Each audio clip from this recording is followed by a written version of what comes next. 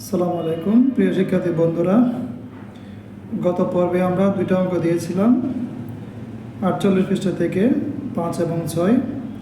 আজকে আমরা নিয়ে এসেছি 7 এবং 8 নম্বর অঙ্ক। প্রথমে তোমাদেরকে 7 নম্বর অঙ্কটা বুঝিয়ে দিচ্ছি। এটা একদম সহজ, যারা গুণ অঙ্ক করতে পারবে তারা এটা খুব সহজে করে ফেলতে পারবে। তাহলে শুরু করি আমরা।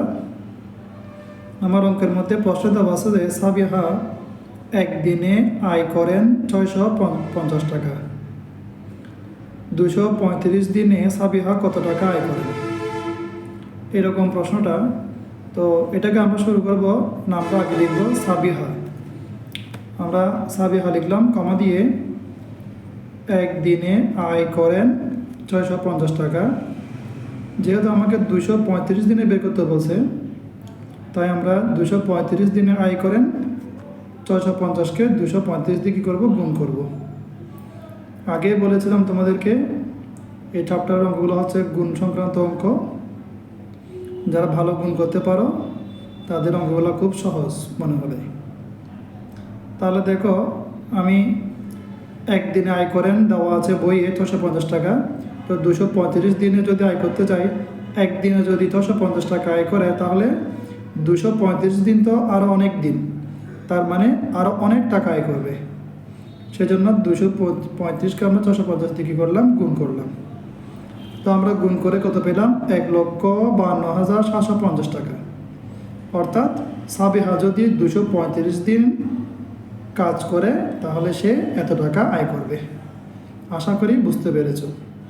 এখানে আমি পাশে ক্যালকুলেশনটা দিয়ে দিছি গুণ কীভাবে করতে হয়।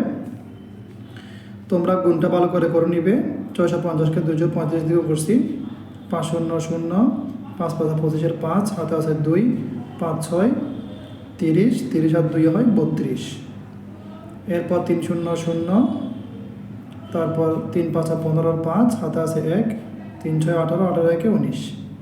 এরপর 2 শূন্য 0, 5 2 10 0, হাতে আবার 1, 6 2 12, 12 1 13।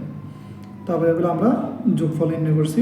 0 বসছে, 5 নামছে, 5 আর 2 7, 9 আর 3 হয় 12, 12 2, হাতে আছে 1, 3 1 4, 4 1 5, এদিকে 1 বসে গেছে। তাহলে 1,52,750।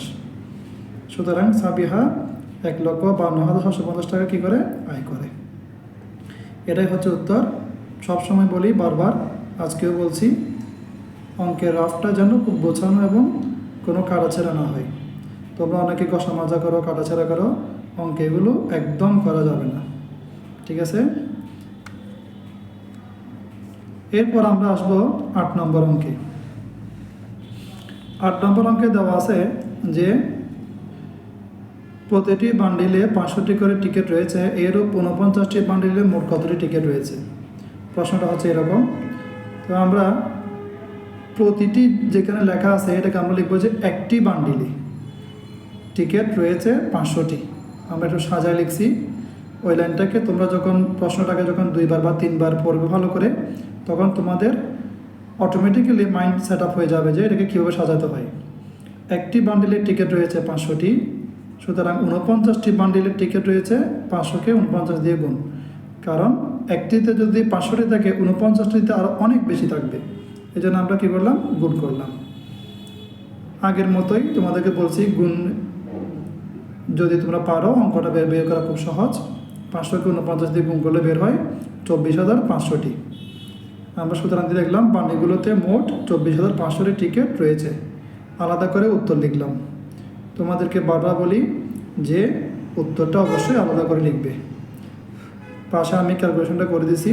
500কে 49 দিয়ে গুণ করলে আমার উত্তর কত আসে, 24,500। আশা করি তোমরা বুঝতে পেরেছ। দুইটা অঙ্ক আজকে তোমাদেরকে দিলাম, গত দিন দেওয়া হয়েছে দুইটা অঙ্ক। তাহলে আমাদের 5 6 7 8 আশা করি শেষ। তোমরা বাসায় এগুলো বারবার প্র্যাকটিস করবে। প্র্যাকটিস করলে আশা করি খুব ভালোভাবে অঙ্কগুলো শেষ করতে পারবে। সবাই ভালো থাকো, সুস্থ থাকো। এর পরবর্তী অঙ্কগুলো আমি নিয়ে আসবো আগামী ক্লাসে। সেই সময় পর্যন্ত তোমরা সাথে থাকো। ধন্যবাদ। আসসালামু আলাইকুম।